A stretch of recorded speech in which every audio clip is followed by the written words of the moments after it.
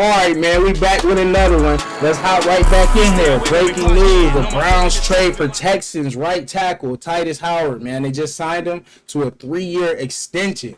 What does that mean, man? Moving forward, obviously, it means they're building something. This is a win now move. This guy is a pretty good tackle. I mean, this guy's top 25 as far as some of the rankings that I just viewed of him.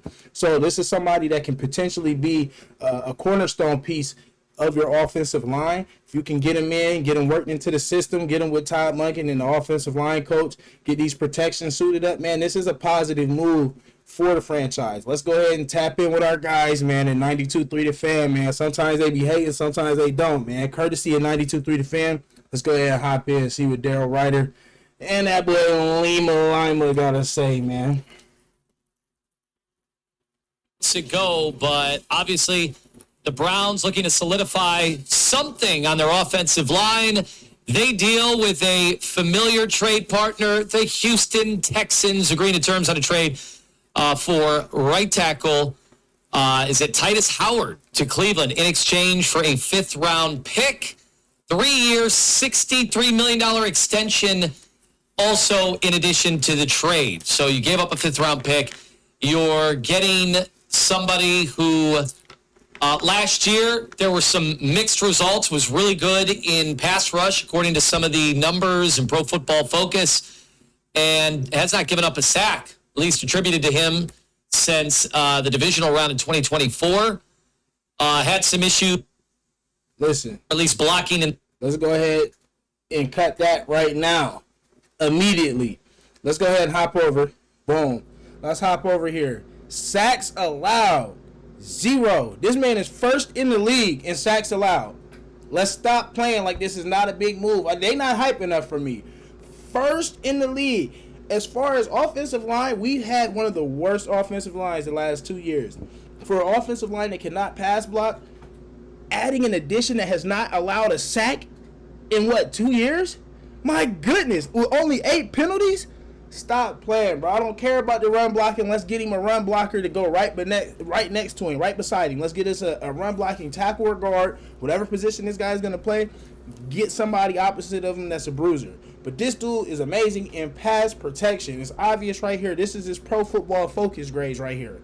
So I don't know what they talking about, man. Let's hop back over. What you got to say? In the run game, but the Browns trading for him. Daryl, is he 29 or is he 30 years old? Yeah, he's 29 years old, will be 30.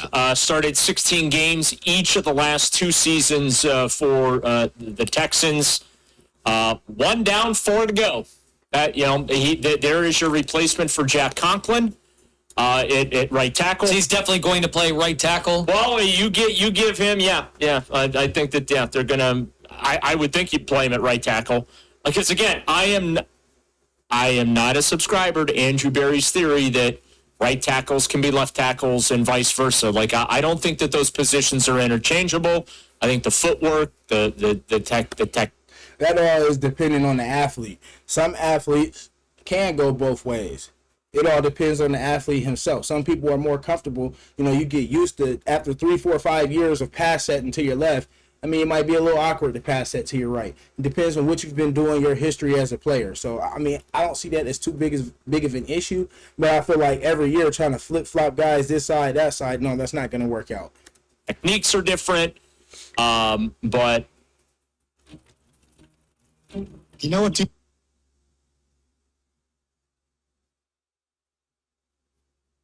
Yeah, 1 down, 4 more spots on that line to fill. I really think Joel Bitonio's coming back now. I do. You think so? Yeah, I think so. The fact that he's taken this long to think about it tells you he's really considering coming back.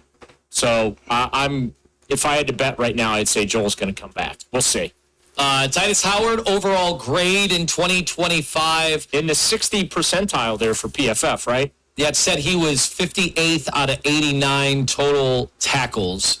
Overall grade. Now, his pass block grade, 17th out of 89, but run, he was one of the bottom 10 in the league. So, yeah, when you trade a 5th rounder, and typically, I always ask anybody.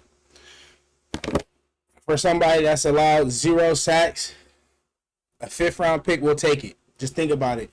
Are you going to draft a 5th-round tackle right now or a 5th-round guard right now that's a plug-and-play immediate starter? No, you're not. Come free agency, we list all the top free agency targets at each position. But what do we know about the NFL? When guys even make it to free agency, they are probably older, on the downside of their career, falling out of favor with their current team. When you trade for somebody like this, what's interesting is what was the rap on the Texans last year? They rebooted their whole offensive line. Yes, they did. And also, too, I think what this does for them is allow them to continue going young up front. First and foremost, and again, for the Browns, it gives them a replacement for Jack Conklin. Also, I think for the Browns, it allows them to pursue their left tackle now in the draft. I think that's... I think it's pretty safe to say the Browns are going to take a left tackle either at 6 or 24. I've assumed it's... You can guess that all you want to. It's not a guarantee. You guys are always guessing what you think is going to happen. You don't know what's going to happen. And 99.9% of the time, you guys say stuff and it's wrong. Just like you said, Shieldhouse was going to be the coach. Then Udinski was going to be the coach. All these other guys are going to be the coach. And then you were flabbergasted when it was Todd Monken. Stop the cap. You don't know, and stop acting like you do. 6 overall. That was, if you missed the beginning of the show, that was one of the thoughts I had. I did not think they were going to go wide receiver at 6. Obviously, I don't either. You had mentioned trading down. The only problem with trading down. Listen, there's no wide receiver with that much upside and value at number 6 right now. So if you want to take a receiver, a top flight receiver at 24, I'm more inclined to do that. I'm not taking, I love Cardinal Tate. I love Lemon. I love all those guys. But I'm not taking any one of those guys with the number 6 pick. Okay, so you want to talk trade downs, it better be a very great trade down. Like, I better be getting some great pieces, a piece, or other picks to trade down. Other than that, man, take best available player. Whoever that is, even if it's a defender. Whether that's Caleb Downs, whether that's Reese, Styles, whoever you want to take the best available player at 6. And let's get it cracking. 24, you take your tackle. Is that when you hear that every team is trying to trade down and yet nobody wants to give up, significant draft capital from next season. Because everyone wants to be in position for what is believed to be one of the better quarterback classes. Now, just caution everyone before you take that to the bank. We thought that going in to last college football season, that was going to be setting up one of the better quarterback draft classes, which I think was part of Andrew Berry's calculus in trading down from 2 to 5, taking Mason Graham, picking up the Jaguars' 2026 first-round pick, which ultimately fell at number 24 overall, thinking, okay, we're going to be in position now to get one of the top quarterbacks. Turns out really only one top quarterback in this class, and that's Fernando Mendoza. I know there's conversation about Ty Simpson being a first-round pick, a lot of buzz coming out of the combine. He's going to pop into the top 15. But the more I'm thinking about this in the landscape, and then obviously after this trade with Houston for Tytus Howard, I think it really makes sense with the first pick in their arsenal that the Browns will use it for their new left tackle. So you said one of the first dominoes to fall because obviously one of the big significant talking points about the Browns and what this rebuild or reincarnation would be retool. Retool. It is a rebuild. They don't want to use that word, but I do because that's what it is. Yeah. They've been rebuilding for the last 2 years. You win 8 games and you're doing what you do. Offensively, it needs to be completely gut. Like that's a rebuild. That's not a retool. There's nothing to retool offensively because there's nothing there.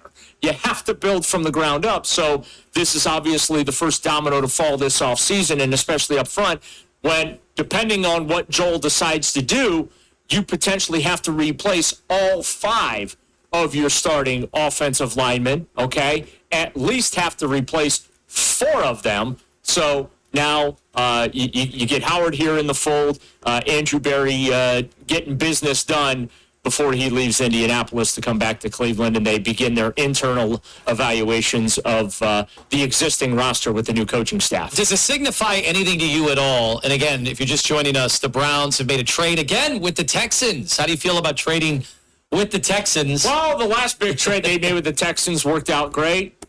All right, man, let's go ahead and break that down. Honestly, I feel like this is just getting your line together.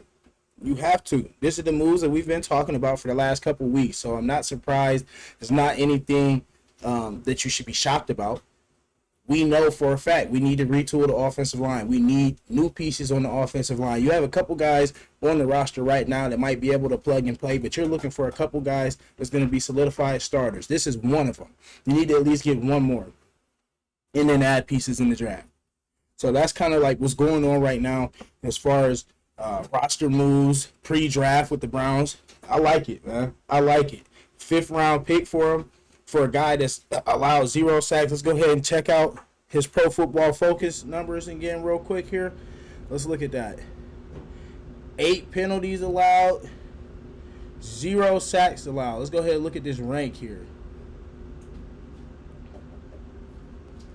All right, man. 20th in offensive snaps played, 21st in pass block snaps played, 13th in run block snaps played. So they just tried to make a big kerfluffle about his, run blocking ability, but all around, bro, you're getting a top 25 lineman in the league.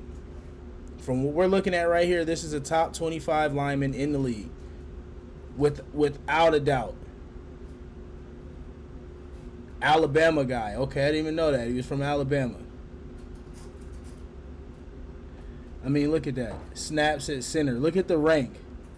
Snaps played at center, 0. Snaps played at left guard, 1st. So when you look at that, at left guard, he was 1st in ranking with 334 snaps. At right guard, 3rd. Okay? At right tackle, 30th. So what that tells me is you have a versatile piece that you can plug and play at whatever spot on the line right now that you need him to play at, and you got a solid starter. You got a solid top 25 guard, or whatever you want to call him, lineman piece in the league.